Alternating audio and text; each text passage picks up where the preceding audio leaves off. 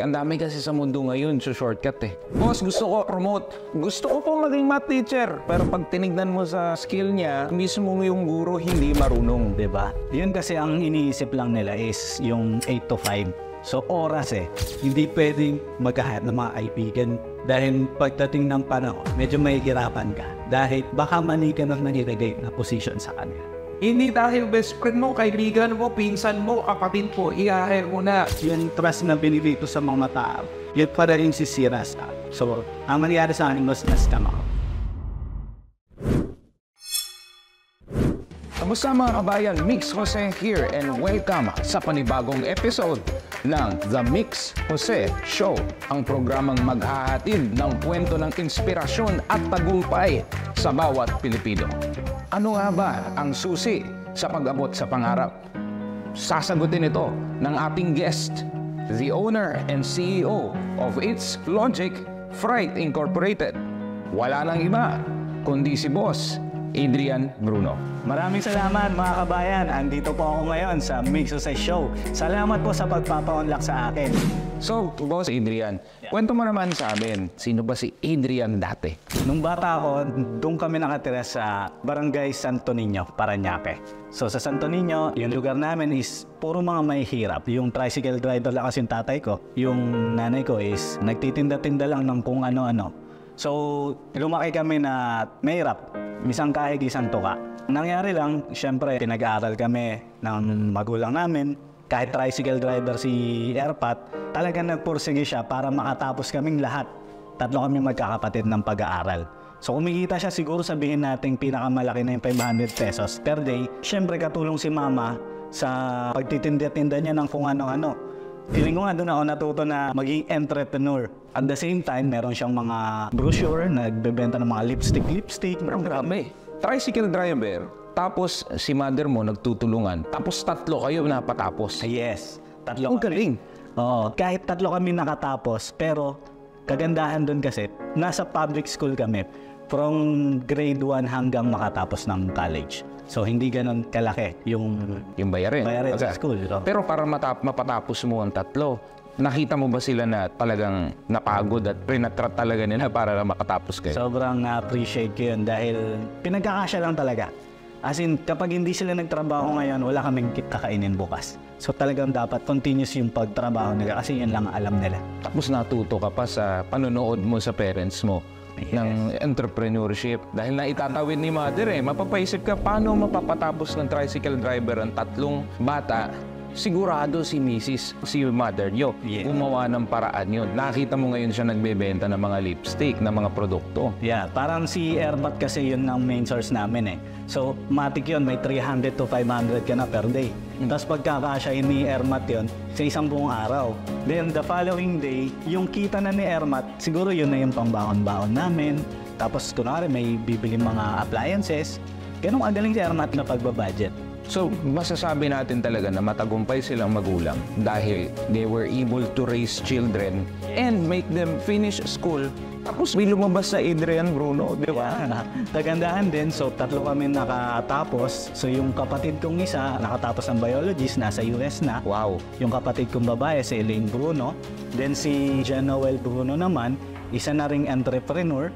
So, may-ari siya ng software company ngayon. And then, ako rin, syempre may-ari ako ng logistics company. Masasabi ko rin na talagang grabe yung grind nila. Yung tagumpay, nakamit na nila through us. Kahit ngayon, lumalabas na lang sila, nagbabakasyon na lang. Well, they deserve it dahil pinagpaguran nila for how many years. Direct. Kami naman ang mag-grind ngayon for them.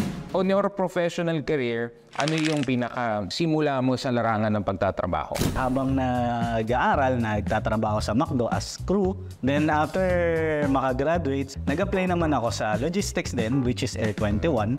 So doon talaga ako namulat at nahasa from very start kasi yun ang professional world Kasi doon sa McDo, parang 20 pesos per hour ka. Tapos dito ang minimum, siguro mga 50 peso per hour. Parang gano'n. So, sobrang laki. The same time, yung trabaho mo, kakausap ka lang ng kliyente. Parang sabi ko, wow, ang dali nito ah. So, ito ka natuto kumausap. Oo, doon nag-start yung communication skills. Dahil 1 year din ako doon eh. At the same time, kahit pa paano, nagtatap din naman. So, nagiging agent for the month, mga ganyan. Then, parang sabi ko sa sarili ko, eto na lang ba? Parang gusto kong maging ganon. Gaano ka-importante yung natutunan mo sa Year 21 na ngayon ay nagagamit mo dito? Looking back doon sa experience mo at natutunan mo sa pakikipag-usap. Yun kasi yung pinaka-importante. Yung communication skills. How to handle irate clients, how to communicate well. Then yung paggawa ng sistema, kasi hindi ka lang naman magre-receive ng calls nang magre-receive araw-araw. On your own way, gagawa ka ng sistema kung paano mo sasabihin kung nasaan na yung packages nila. Ang galing boss, nagtatap ka rin noon nung panahon mo with Air 21, Yes. top employee. Yeah. So kung aaralin mo yan, at iniisip mo lang di kasi kikita sila eh. Kalokohan yan.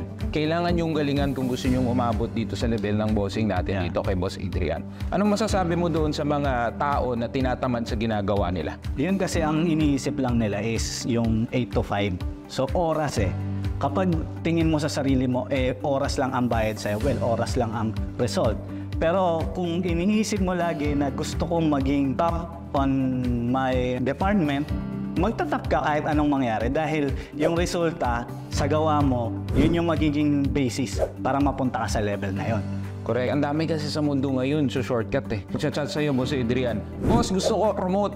Gusto ko po maging math teacher. Gusto ko po doon sa pinakatuktok agad, calculus. Ayun, tuturo ko. Pero pag tinignan mo sa skill niya, mismo yung guro hindi marunong, di ba? Pwede naman natin ibigay kung gaano kalaki yung sahod ng isang calculus teacher. Pero ang tanong dito, can you fulfill it pag binigay sa'yo yung pera? Yes. So ayun yung pino-point out ko dito. Kung gusto nyo dumating dun sa pinakatuktok, aralin nyo bawat step. Yes. At galingan nyo, hindi naman yan para sa kumpanya. Para yan sa iyo. Yes. Matutunan mo ng malalim kung ikaw naman ang magtatayo ng sarili mong kumpanya in the future or magtitake ka ng executive role.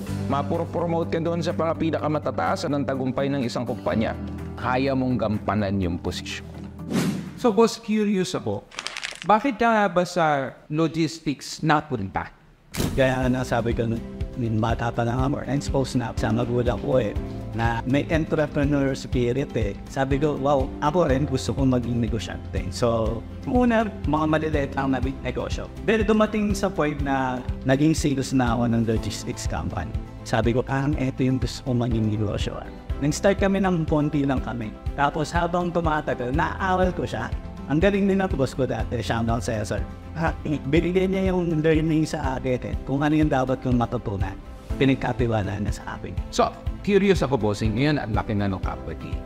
Ano yung tatlong pinakamatitinding problema na pinagdaanan mo habang binapalag mo yung spot? Ano papapayo mo sa kanila sa mga problemang ganyan ang dumating sa?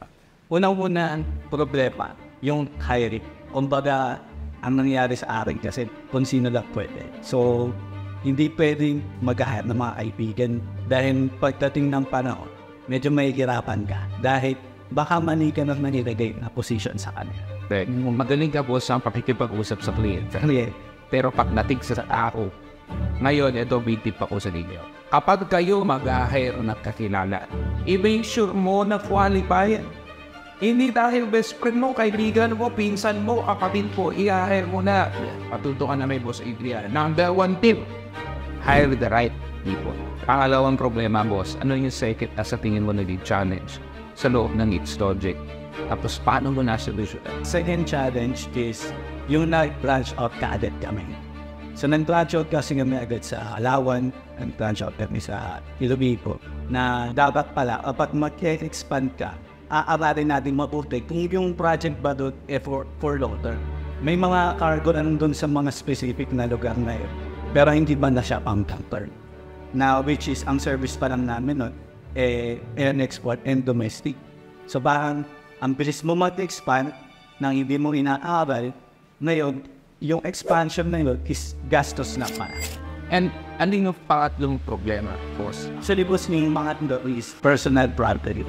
Pero available pa rin yung It's logic dahil ikaw ang leader. So, makikita nila sa'yo ang nangyari kay Boss. So, ang mangyari sa akin, Boss, na-scam ako. Instead of focusing sa It's logic, ang ginawa ko, non-diversified power. Kung ano nang pinagdalawa sa pera. Alam mo yan na sobrang laking aral sa akin dahil yung trust na binigay ko sa mga tao, yun pa rin sisira sa akin. Ano yung pakiramdam na nagbigay ka ng tiwala tapos ang intention pala nila saktan ng tubol? Sobrang sakit, Boss. Kasi in service ng It's logic, hindi yan binayaan eh. Scam pa din eh. The same time, yung binigyan ko ng pera sa junket. Pero, the end of the day, lulukohin ka lang. And ngayon, bossing, dumaan tayo sa mga problema. Yan, pasan po isa-isa. Ngayon, nasa international na tayo sa Lesotho. Ngayon, nagtatagumpay na tayo. Anong huling mensahe mo sa mga kababayan natin na nangangarap maging negosyante, nangangarap bumuo ng pangarap ng ibang tao, nangangarap na makauwi sa Pilipinas at makapagsimula ng sarili nila? Hindi ako nag-OFW, pero ang WEF. Dahil unang-una mga client ko is OFW. Nag-start sila na konting benta-benta lang, mag-i-import sila dito sa Pilipinas using It's logic. Pero sasabi ko rin sa mga bago na ako mag-negosyo, tuloy natin. Habang nagtatrabaho tayo sa kanya-kanya nating kumpanya, try natin mag-side hustle. Kasi kahit pa paano, walang ulong din niya. Ito boss, sigurado may oportunidad tayo makatulong sa mga kapwa nating negosyante at sa mga kapwa nating lumalabas na bansa. Paano ba nakatulong ang It's Logic Freight para sa mga kababayan natin at mga negosyanteng gusto mapalago ang kanilang panigod?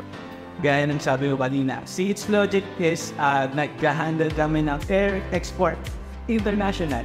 So kung meron kayong mga balak bilhin or balak ibenta dyan kung nasan man kayo sa kung palit ng mundo, just let us know. Tutulungan namin kayo from documentation hanggang ma-deliver yung mga product na gusto nila.